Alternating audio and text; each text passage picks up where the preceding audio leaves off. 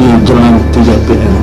Gue bakalan datengin anak Depok yang coba-coba naik gunung Ciremai, ternyata menemukan hal-hal gaib. Gue udah ketemu orangnya, ada di samping gua. Oke, Bang. Iya Bang Adi, gimana Bang Adi, kabarnya sehat ya? Sehat. Kenalan dulu Bang. Oke guys, perkenalkan saya Boy dan saya di sini ingin berbagi cerita tentang pengalaman saya ketika saya naik gunung pertama kali. Itu bukan gunung kaleng-kaleng ya, gunung Ciremai. Itu saya umur kelas 3 SMP. Kelas 3 SMP. Lumayan ya. Masih SMP loh. Lanjut bro. Ya, jadi gini Bang, waktu itu memang kita ada geng-gengan semua Bang. Saya tinggal di Cinere itu, kita berlima. Itu ada teman saya sendiri, kemudian Aryo, Ferdinand, Acong, sama Darmaji Manuk. Nah, ketiganya ini sudah almarhum sekarang Bang. Jadi buat ketiga almarhum teman saya akan menceritakan pengalaman kita di beberapa tahun yang lalu ketika kita masih anak-anak. Jadi tiga-tiganya ini sudah almarhum ya? Sudah almarhum Bang, tinggal berdua saya dengan Aryo aja yang masih, alhamdulillah sampai sekarang masih sehat. Kira-kira ini Fatihah berada buat teman-teman yang sudah almarhum. Oke, kita lanjut aja nih Bang, langsung aja Bang ya. Kan abang dari kelas 3 SMP ya? SMP ya? Kelas 3 SMP ya? Iya betul. Itu kelas 3 SMP, itu kira-kira diizinin gak sih itu Bang naik gunung sama orang tua itu? Nah dari sini Penasaran gue di situ. Nah, di sini ada cerita lucunya Bang. Ya namanya kita juga dia kelas 3 SMP masih anak-anak dan nggak tahu gunung Ciremai itu letaknya di mana. Itu paling yang lucu itu yang kocak tuh. Jadi kita bertiga ini sama-sama, gue sendiri yang nggak tahu gunung Ciremai itu ada di mana. Gue pikir gunung Ciremai itu dekat Bogor. Makanya apa? Itu waktu itu ini kocak Bang. Jadi gue tuh persiapan itu cuma uang Rp6.000. Modal nekat modal. Mudah-mudahan kan Bang, karena mungkin tidak tahuan. Jangan ditiru. Jadi waktu itu kita punya bekal, saya bawa sendiri, bawa tenda, kemudian sama kamera masih analog waktu itu punya kakak saya yang akhirnya saya jual di sana. Karena itu tadi, karena memang saya punya uang cuma 6.000. Jadi sebenarnya kita dari Cina itu langsung ke kampung rambutan ya Bang ya. Di kampung rambutan, kok gue pikir kok di kampung rambutan, gue kan mau ke Bogor, tapi gue diem aja Bang, temen-temen bilang, ngapain gue kesini ya? Kok lama banget sih, berjam-jam gak nyampe. Ternyata setelah gue tanya ke teman-teman gue, kita ini tuh gunung Ciremai ada Cirebon. Gue dia emang lupa kalau gue Cirebon banget, iya di Linggarjati Bang. Waktu itu di Linggarjati ya, singkat cerita tuh waktu kita Berarti naik masuk dari Linggarjati ya? Linggarjati, betul Linggarjati, kemudian kita masuk ke Tapak Kuda ya, Kubur Kujang, betul kan? Jadi kita tuh memang sosokan Bang, kita ini berlima sosokan. Ketika kita sampai di bawah itu saya tenang Bang ya, yang warung-warung itu ya di Purban Pinus. Nah, jadi kita nggak bergabung dengan para senior, memang banyak senior di sana. Kita memang sosokan, sosok kayak petualang gitu ya. Tapi ntar dulu nih, itu sebenarnya ini maksudnya mendaki gunung Ciremai ini dalam rangka apa nih? Dalam rangka emang sengaja atau memang ada acara apa atau bagaimana nih? Nggak ngerti Bang, pokoknya itu terjadi gitu aja namanya masih anak-anak ya, nggak ngerti. Pokoknya kita tiba-tiba diajak aja gitu ya, diajak oke ya jalan. Nah ke sana, sampai di sana itu kita sosokan dilepas per 5 menit Bang, gila nggak Bang? Per 5 menit. Jadi kalau gue pikirin Bang saat itu, gila gue baru banget ya, masih anak kecil SMP, 5 menit dilepas, 5 menit kemudian dilepas sosokan. Dan kemudian saya di situ orang kedua. Itu kayak ospek ya? Iya kali ya, kayak gitu ya. Ospek kali ya? Karena memang ada beberapa yang sudah ospek, sedang ospek. Nah Aryo ini sudah dia adalah lagi ospek di salah satu universitas di daerah Serpong sana, gitu. Jadi ketika itu saya tuh dilepas ke nomor kedua. Nomor pertama teman saya yang memang sudah pengalaman di sana, dia tuh anak Mapala ya, anak Mapala Pancasila. Sebenarnya disebutin namanya dia anak Pancasila. Pancasila itu. Namanya Darmaji, dia sudah almarhum ya, Darmaji Manuk, tinggal di Pondok Labu sana.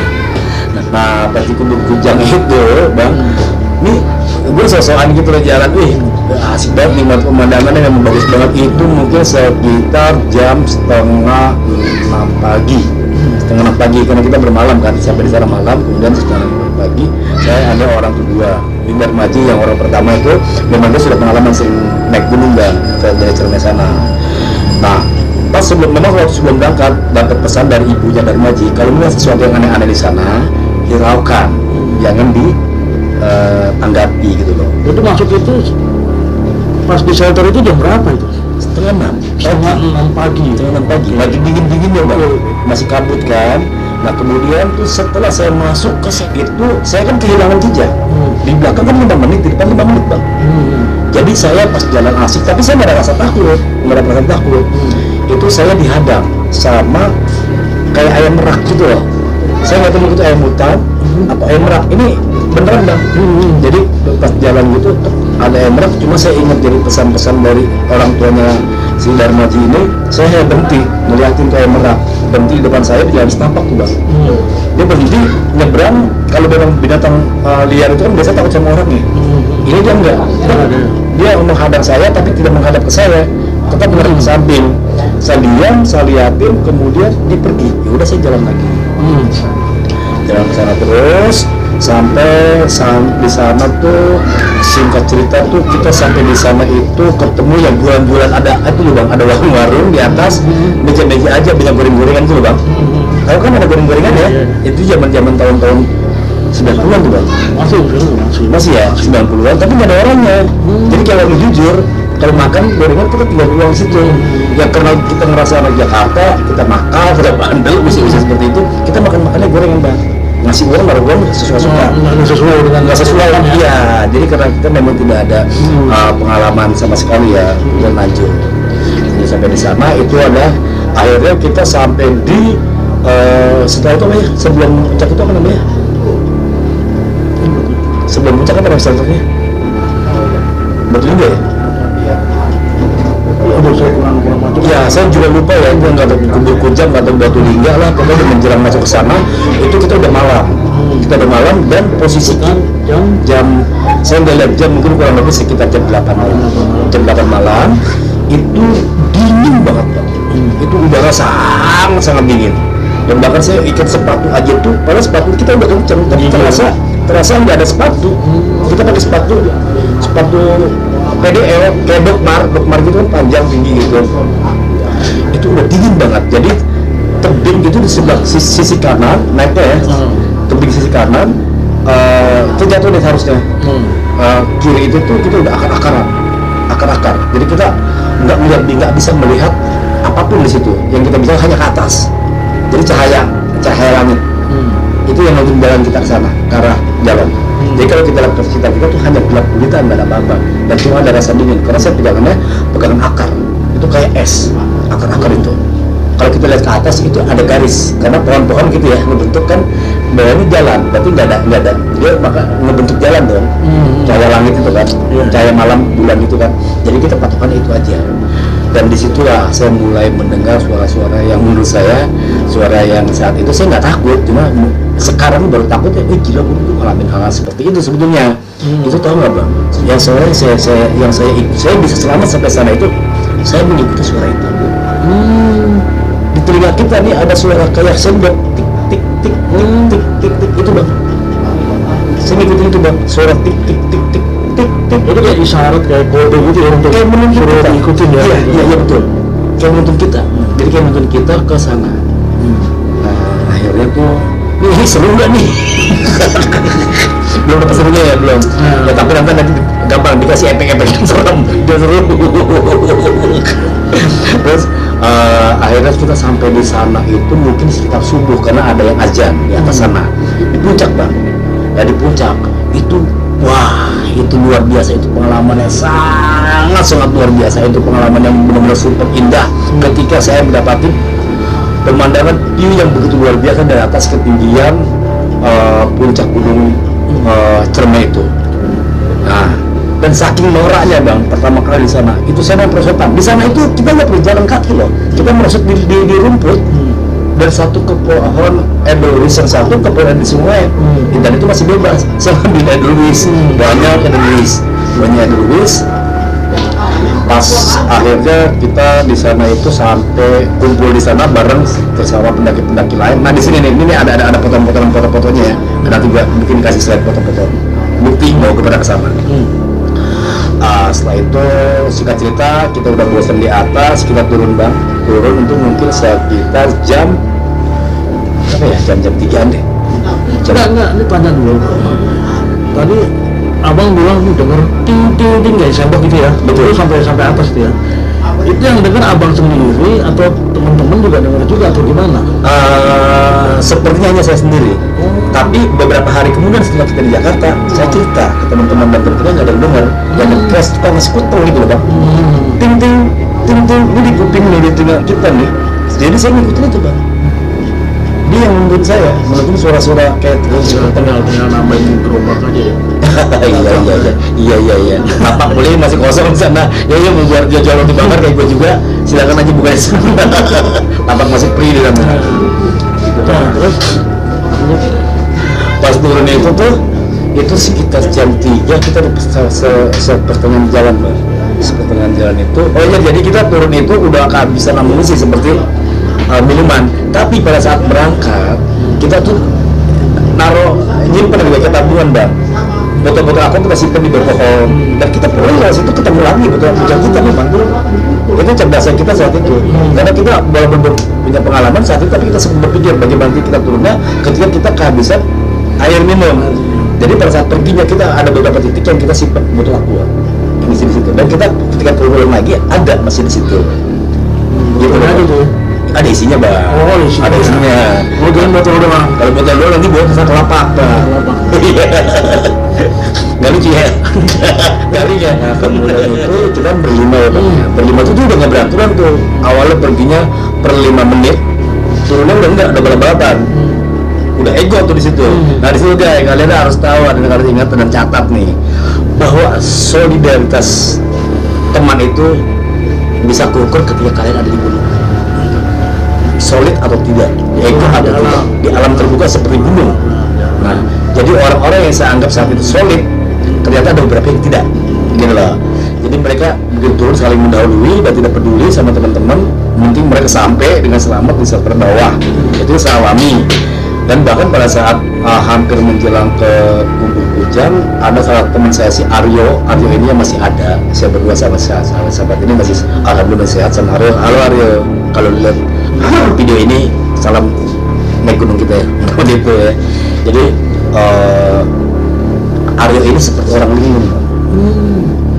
Ketika turun. Jadi itu kita masih berlima nih. Aryo jalan di depan tapi nggak tentu arah.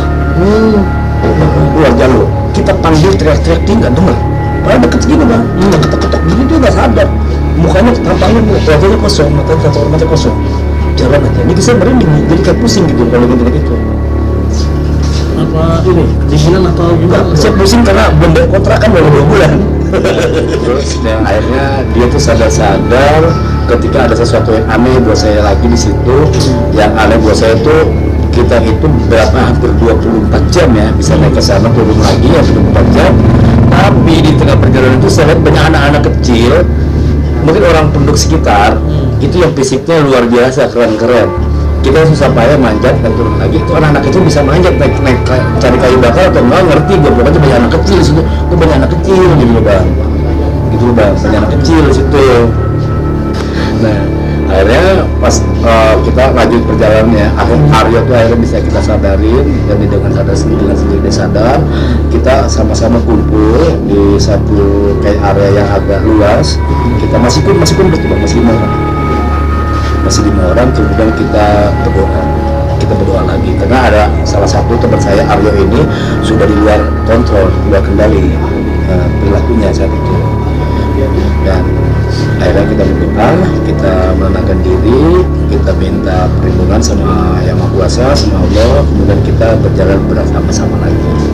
Nah lagi-lagi ini menjelang setelah di Kumbul Kujang itu ada 1 dari 5 ini hilang. Dan orang yang hilang ini adalah orang yang paling saya anggap paling senior dalam dunia Menyesalkan diri itu menyesal. Tanda kutip menghilang. Nggak ada yang tahu sampai bawah. Sampai bawah nggak ada yang tahu. Bahkan kita begitu sampai di bawah, saya berpikir dan teman-teman lain berpikir dia sudah sampai di luar atau di belakang, gitu ya. Ya karena kita nggak ada komunikasi saat itu kan, kita udah nggak ada HP, nggak ada segala macam zaman awal itu kan. Akhirnya kita sampai di base bawah ya, paling bawahnya nggak ada orang itu ya, yang punya pohon pinus itu ya, banyak orang-orang pada nongkrong di situ. kita minta tolong sama tim rescue di sana, SAR di sana untuk cari ke atas. Mereka cari dan kita nggak boleh kemana-mana tuh yang kita berempat ini. Jadi diamankan di posko. Mereka dari Mapala UI, makasih banyak kata-kata Mapala UI saat itu, dan anak-anak pecinta alam saat itu yang atas partisipasinya mencari teman saya ke atas lagi. Dan kita terpaksa harus bermalam lagi, 1 malam lagi di situ sambil menunggu kabar. Ini udah serem nih bang, udah serem nih. Kita gimana ya bang rasanya bang? Gimana? Kita hilang banget bang. Tidak ada kabar berita, bahkan melibatkan beberapa organisasi kita alam untuk mencari ke sana. Kita menunggu sampai esokan harinya tidak ada berita. Sampai saat saya turun sampai di Jakarta tidak ada berita, dan kita hanya di bis itu, di mobil perjalanan pulang itu kita masing-masing mencari jawaban apa kira-kira yang harus kita sampaikan kepada orang tuanya. Kita sama-sama bingung dong Pak. Kita bingung dong apa yang kita sampaikan nanti. Sementara dia adalah orang-orang yang paling senior. Soalnya dia bukan si anak UP. UP, APP ya, APP apa Pancasila? APP ya? UP Universitas Pancasila. UP ya, oh iya UP betul UP ya. Nah UP ya betul di Pancasila betul. Nah akhirnya kita begitu sampai di Jakarta, kita sepakat untuk tidak pulang ke rumah masing-masing, tapi langsung menuju rumah orang tua yang bersangkutan, gitu loh. Karena solidaritas kita, tanggung jawab kita, walaupun di sini dia sebagai orang yang paling kalau umur sih tidak senior, tapi pengalaman paling senior untuk ada tebing itu, naik gunung gitu loh. Dan ketika kita sampai di rumahnya di daerah Bilangan Jakarta Selatan, Pondok Labu sana, kita tuh sampai di depan rumahnya takut bang, mau menyampaikan hal ini ke orang tuanya, karena nanti kita dapat kena marah lah, kenapa ya kan. Sehingga akhirnya dengan memberanikan diri, kita sama-sama kita akan terima konsekuensinya akan seperti apa. Kita memberanikan untuk masuk ke rumahnya dan ketemu ibunya keluar, menerima salam kita. Kemudian saat kita masuk, kira-kira Bang Hadi tahu apa yang terjadi? Apa tuh? Kaget orang tuanya? Sangat kaget, luar biasa kaget. Tapi bukan orang tua yang kaget, yang kaget bukan orang tuanya, justru terutama saya yang kaget dan teman-teman lain. Saya yang paling kaget karena ternyata Darmaji ada lagi tidur di rumahnya.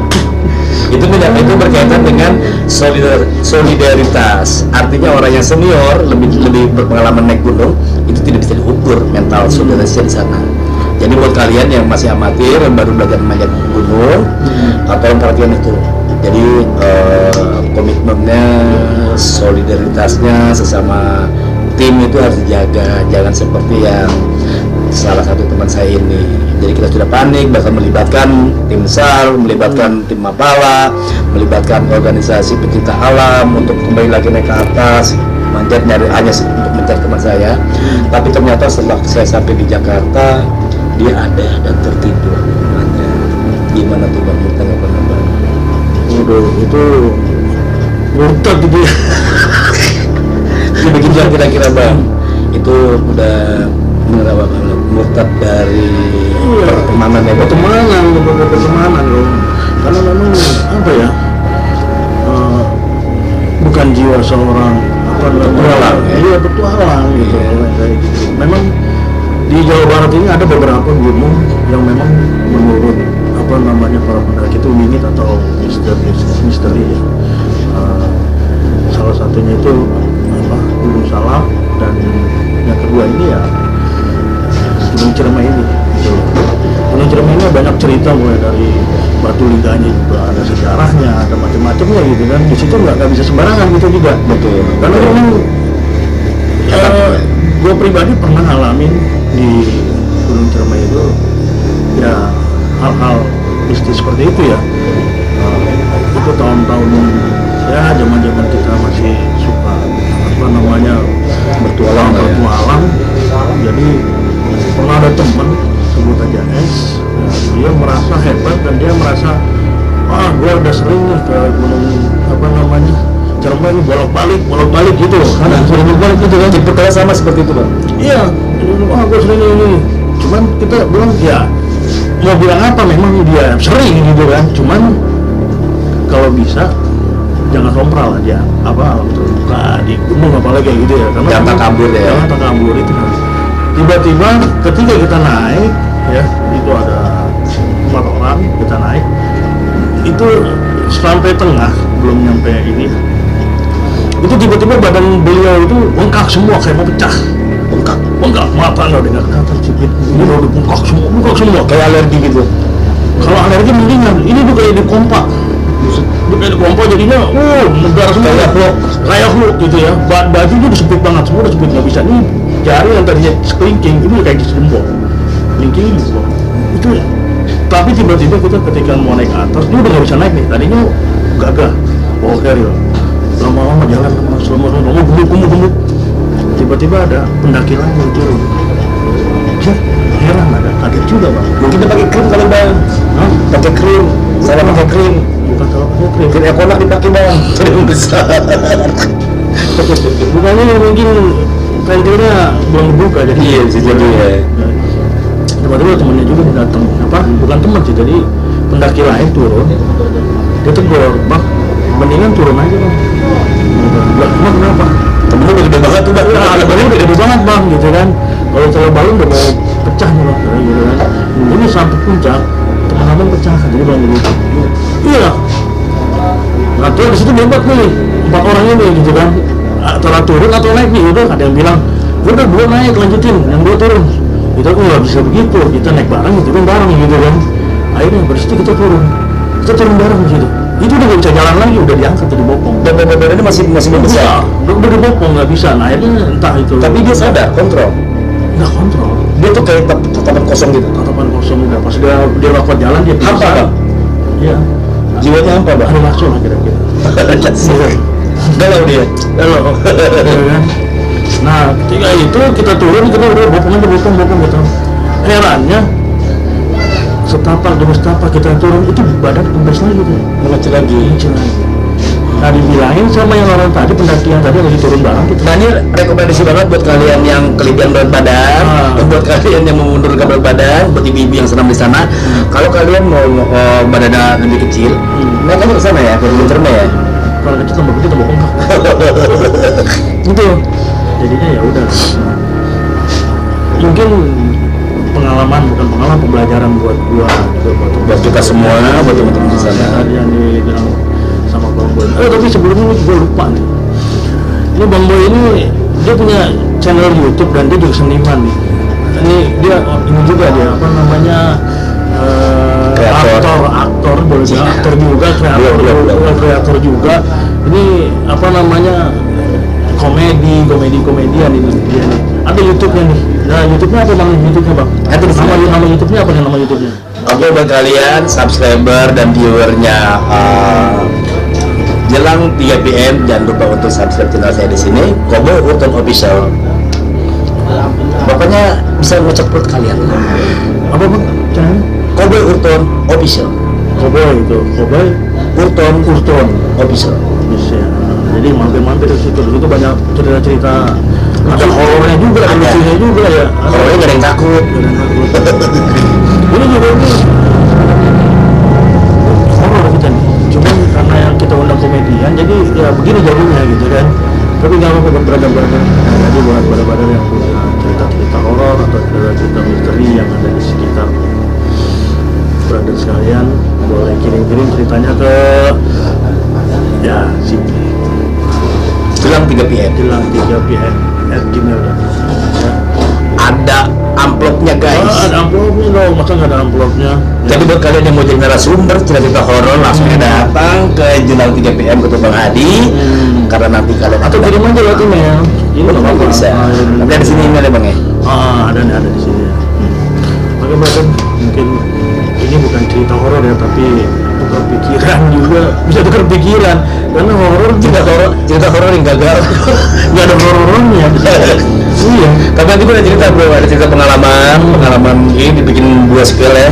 Nanti kita tutup dulu aja ya, tutup dulu aja. Nah, nanti tinggal diedit. Gue boleh lanjut cerita gue yang kemarin gue ceritain sama lo tentang sejadah. Oke, nanti Ya tentang sejadah ya. Oke brother, sampai di sini dulu. Oh iya jangan lupa buat like, komen, share, subscribe. Ya, supaya apa nih?